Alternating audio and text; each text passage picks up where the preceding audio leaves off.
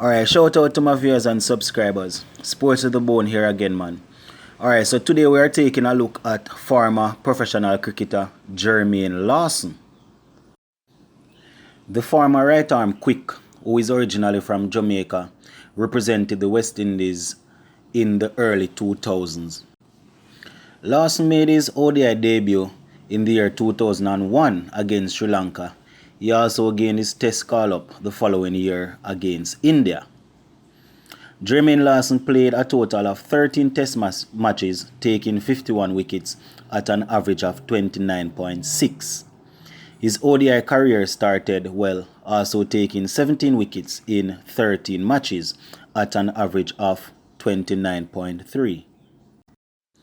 Lawson is the fourth West Indian to take a hat-trick in a test match. The young man looked set for big things to come. Playing against Bangladesh in the same year, he got his test call-up.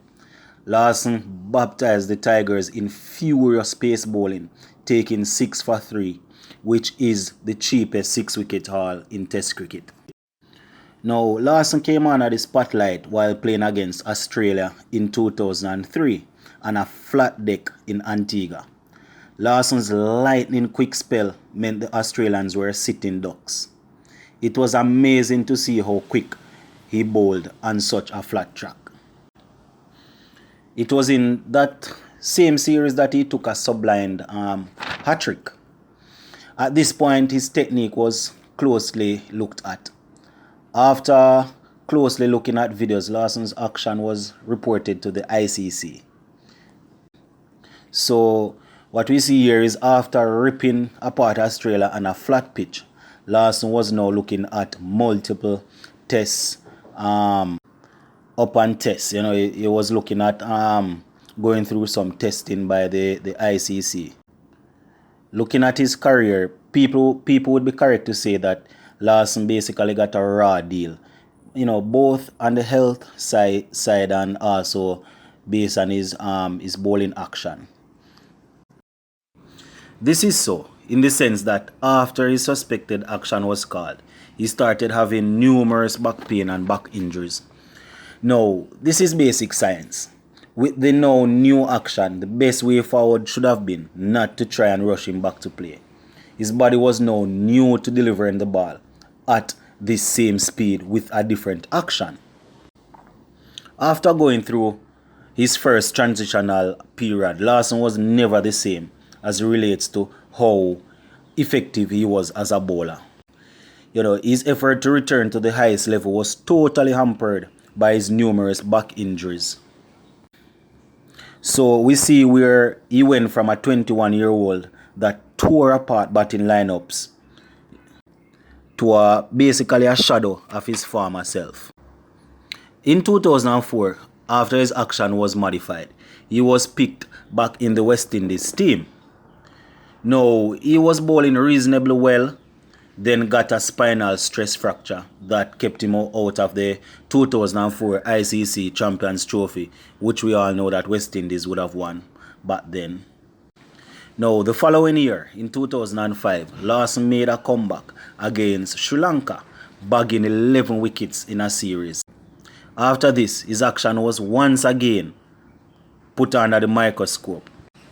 In this year 2005, the Caribbean would have seen Lawson basically representing the Caribbean team for the final time, with numerous back injuries and the whole layoff because of his action. It also got to the speedster, and he ended up playing his final test and ODI matches in 2005.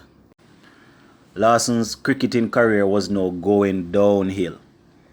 He made a couple of appearances playing first-class cricket for a couple of years. Now, persons following his career would have noticed that he basically finished off representing the United States of America, where he played in several minor competitions.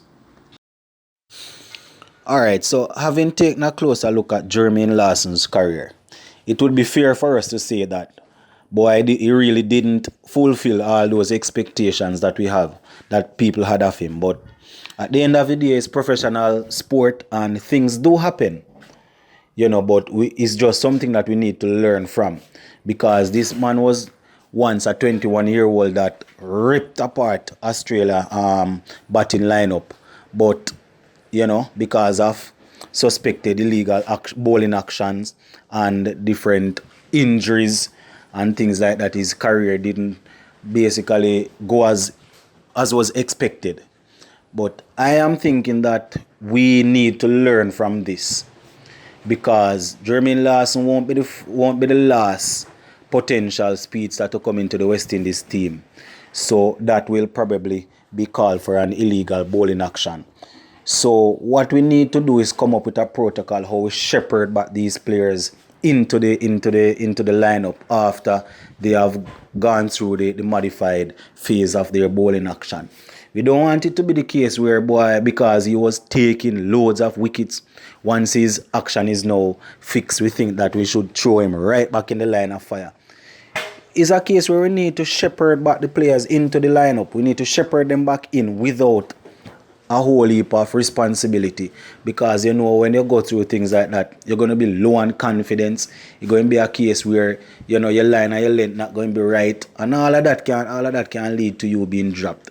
So it's a whole lot of things that come together to decide how well a player will do, or how far a player's career will go.